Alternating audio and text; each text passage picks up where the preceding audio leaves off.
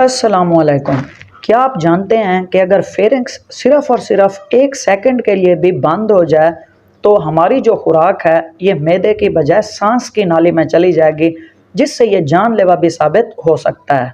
इस लेक्चर में हम फेरिंक्स और ईसोफेगस के बारे में आसान कंसेप्ट पढ़ेंगे।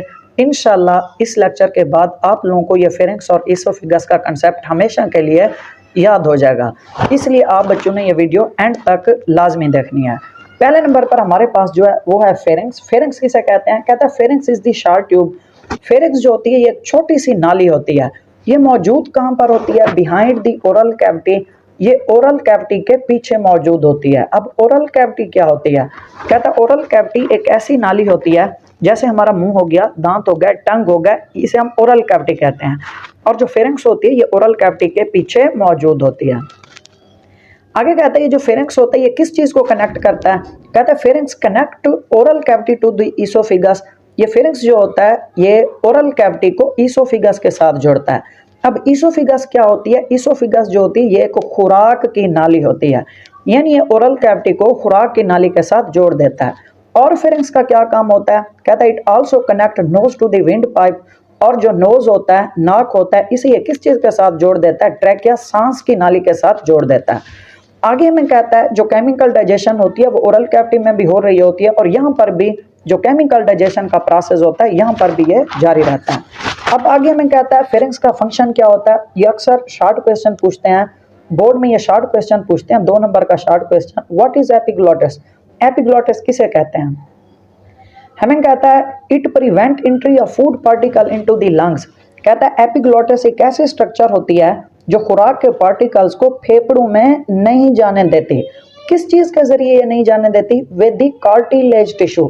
इसके पास एक कार्टिलेज टिश्यू होता है, उसके जरिए ये फूड के पार्टिकल्स को फेफड़ों में नहीं जाने देती। और इस स्ट्रक्चर को हम बच्चों किस चीज का नाम देते हैं? हम नाम देते हैं एपिग्लोटिस का नाम देते हैं। आगे में कहता है ग्लोटिस किसे कहते हैं? कहता है स्वेलिड फूड, जो हम खुराक को निगल लेते हैं, ये जाती कहां से है? Through the pharynx. ये फेरिंक्स में से गुजरती है। फेरिंक्स है क्या चीज? थोड़ा सा भी देख लें दोबारा। कहता है pharynx is a muscular structure. ये जो फेरिंक्स होती है एक मस्कुलर स्ट्रक्चर साख्त होती है, यानी कि मसल की बनी हुई एक साख्त होती है। और ये खुराक कहां से गुजरती है? ट्रैकिया से गुजरती है। ट्रैकिया मतलब होता है ये सांस की नाली से भी गुजरती है। पुश्ड अगेंस्ट द एपिग्लोटिस, जो किसके अगेंस्ट धकेली जाती है? जो एपिग्लोटिस के अगेंस्ट धकेली जाती है। ग्लोटिस किसे कहते हैं? कहता है glottis close swallowed food passes over it. कहता है जब निकली हुई खुराक जो होती है गुजर जाती है तो ग्लोटिस एक ढक्कन की सूरत में होता है, ये दोबारा बंद हो जाता है।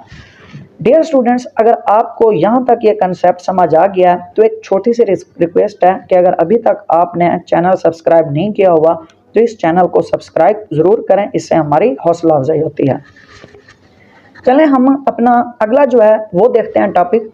आगे जो मैं कहता है ईसोफेगस। अब ईसोफेगस किसे कहते हैं? कहता है oesophagus is a long tube. अब यहाँ पर थोड़ा सा फर्क समझना है आप बच्चों ने। जो फेरिंक्स था वो शॉर्ट ट्यूब थी, लेकिन जो ईसोफेगस होता है ये लॉन्ग ट्यूब होती है, एक लंबी नाली होती है। इसका साइज कितनी होता है? कहता है इट इज 25 सेंटीमीटर लॉन्ग। इसका साइज कितना होता है? ये 25 सेंटीमीटर लॉन्ग एक नाली होती है। और ये किसको जोड़ती है? कहता है connect pharynx to the stomach. ये फेरिंक्स को जोड़ देती है मैदे के साथ। अब थोड़ा सा यहाँ पर आप बच्चों ने समझना है। कहता है जो खुराक होती है, फूड जो होती है, वो पहले किस नाली में जाती है? वो ईसोफेगस। ईसोफेगस खुराक की नाली होती है, यानी कि खुराक पहले ईसोफेगस में जाती है। ईसोफेगस में कौन सी चीज प्रोड्यूस होती है? वेव्स ऑफ कंट्रैक्शन पैदा होती हैं, यानी कंट्रैक्शन की लहरें पैदा होती हैं। ये जो वेव्स ऑफ कंट्रैक्शन होती हैं इनका मतलब क्या होता है? कहता है waves of contraction move food along the oesophagus. ये जो कंट्रैक्शन की लहरें होती हैं एक्चुअली ये खुराक को कहां धकेल रही होती हैं? ये ईसोफेगस में धकेल रही होती हैं। फिर ईसोफेगस से आगे कहां पर धकेलती हैं? ईसोफेगस से फिर आगे ये स्टमक में धकेलती हैं। और इस प्रोसेस को हम क्या नाम देते हैं? इस प्रोसेस को हम नाम देते हैं पेरिस्टालसिस का नाम देते हैं। बच्चों आज का जो हमारा लेक्चर है वो यहाँ पर ख़त्म होता है। इंशाल्लाह ताला नेक्स्ट लेक्चर जो है स्टमक, वो बहुत ही ज़्यादा इंटरेस्टिंग है। इंशाल्लाह आप बच्चों ने वो लेक्चर भी ज़रूर देखना है। अगर आप स्टूडेंट्स न्यू हैं तो इस चैनल को ज़रूर सब्सक्राइब करें, दोस्तों के साथ भी शेयर करें।